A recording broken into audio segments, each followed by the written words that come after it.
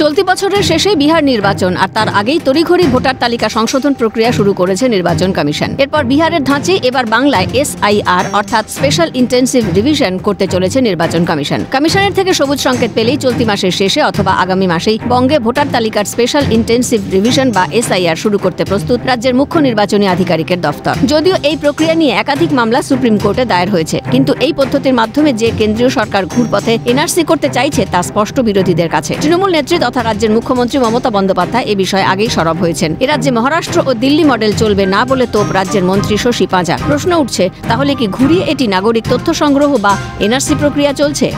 সেটা বিহারের মাধ্যমে করছেন, সেটা হচ্ছে ইলেকটোরাল রোল রিভিশনের নামে, SIR এর নামেতে আপনারা আসলে প্রকৃত যারা ভোটার তাদের ভোট করার অধিকারটা কেড়ে নেওয়া, এই চেষ্টাটা আমরা দেখছি।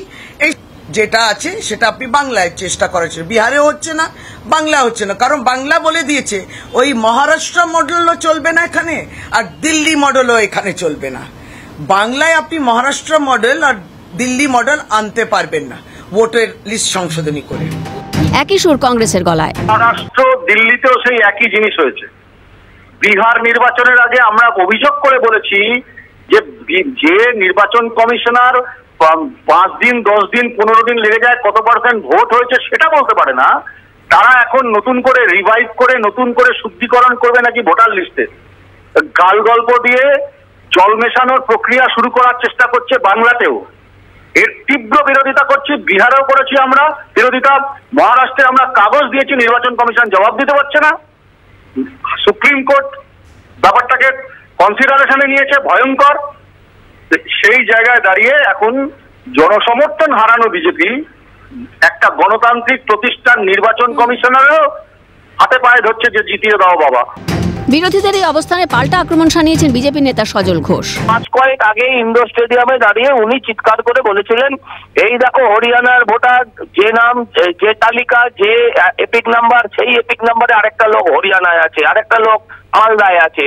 এটা উনি দেখিয়েছিলেন, শুধু আমার দেখানো নয়, সেই সমস্যাগুলোর যাতে সংশোধন হয়। আমি দায়িত্ব নিয়ে বলছি, পশ্চিমবঙ্গে বসবাসকারী কোন মুসলমান মানুষ যারা আদিকাল ধরে যারা 4 পুরুষ 5 পুরুষ ধরে পশ্চিমবঙ্গে আছেন তাদের কারোর কোনো সমস্যা নেই, কিন্তু যারা বর্ডার টপকে ঢুকেছেন, যাদের মমতাদি যাদেরকে আধার কার্ড ভোটার কার্ড জালি তৈরি করিয়ে দিয়েছেন, তারা একটাও বাঁচবে না। সমস্যা কোথায়? এই দাবিটা কি আপনার নয়? এই দাবিটা তো সমস্ত ভারতবাসীর হওয়া উচিত, যে ভারতে বসবাসকারী সমস্ত ভারতীয় যারা বসবাসকারীরা, যারা ভারতের যারা প্রকৃত ভারতীয় তারাই ভোট দেবে। এই দাবিটা তো কার হওয়া উচিত না? যারা এই দাবি করছে তারা ভারত বিরোধী। যারা চায় রোহিঙ্গারা আমাদের ভোট দিক, তারা নিজের প্রজন্মের, তাদের ভবিষ্যতের, তাদের প্রজন্মের তারা ভালো চায় না। কার্যত কালীগঞ্জ বিধানসভার উপনির্বাচনকে রোল মডেল করে ইতিমধ্যেই বিহারে ভোটার তালিকার স্পেশাল ইন্টেন্সিভ রিভিশনের কাজ চালু করেছে নির্বাচন কমিশন। ঠিক একইভাবে 2026-এর বিধানসভা নির্বাচন উপলক্ষে পশ্চিমবঙ্গেও ভোটার তালিকার এই বিশেষ প্রক্রিয়া শুরু করতে বদ্ধপরিকর কমিশন। এ রাজ্যে শেষবার এ ধরনের রিভিশন হয়েছিল 2002 সালে। তাই 2002 সালকে বেস ইয়ার বা ভিত্তি ধরে নিয়ে এই বিশেষ রিভিশনের কাজ শুরু করতে চায় কমিশন। কমিশন সূত্রে খবর, সমীক্ষা করতে কোনো বুথ লেভেল অফিসার বা সমীক্ষকরা কোনোভাবে আক্রান্ত হলে সরাসরি অভিযুক্তের বিরুদ্ধে FIR করার অধিকার দেওয়া হয়েছে সংশ্লিষ্ট আধিকারিক, জেলা নির্বাচনী আধিকারিক ও রাজ্যের মুখ্য নির্বাচনী আধিকারিকের দফতরকে। নির্বাচন কমিশন এই রিভিশনের কাজের জন্য কোনোভাবেই আধার কার্ড এবং প্যান কার্ডকে মান্যতা দিতে রাজি নয়। বিরোধীদের প্রশ্ন, বিগত 1 দশক ধরে আধার কার্ড নিয়ে এত চর্চা চালানো হয়েছে, আর এখন সেই আধারকে পরিচয়ের প্রমাণপত্র হিসেবে গ্রহণ করা হচ্ছে না কেন? আগামী 24শে জুলাই থেকে 28শে জুলাই পর্যন্ত গোটা রাজ্যের বুথ লেভেল অফিসারদের বিশেষ প্রশিক্ষণ দেওয়ার কাজ শুরু হবে।